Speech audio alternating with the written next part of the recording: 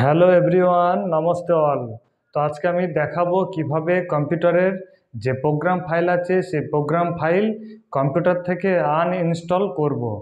তো কিভাবে আমরা আনইনস্টল করব সেটা কিন্তু আমি দেখাচ্ছি। চলো তাহলে কম্পিউটার দিকে দেখা যাক।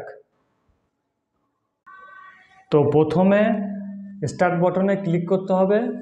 স্টার্ট বাটনে ক্লিক করার পর এখানে লিখতে হবে control panel, CON, control panel.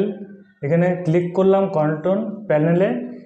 Click করার পর এখানে দেখুন প্রোগ্রাম ফাইল চলে এসছে। এই প্রোগ্রাম ফাইলের নিচে দেখুন লেখা আছে এখানে আনইনস্টল এ প্রোগ্রাম। এখানে ক্লিক করব। ক্লিক করার পর এখানে দেখুন যত প্রোগ্রাম ফাইল আছে সব কিন্তু এখানে শো করছে। ঠিক আছে, তো যেটা আমি ডিলিট করব বা রিমুভ করব, প্রোগ্রাম ফাইল আনইনস্টল করব, সেটা তার উপরে কিন্তু রাইট ক্লিক করব। রাইট ক্লিক করার পর দেখুন এখন লেখা এসছে আনইনস্টল। ঠিক আছে, এখানে ক্লিক করলেই কিন্তু এই কম্পিউটার থেকে যে প্রোগ্রাম ফাইল সেই প্রোগ্রাম ফাইল কিন্তু আনইনস্টল হয়ে যাবে।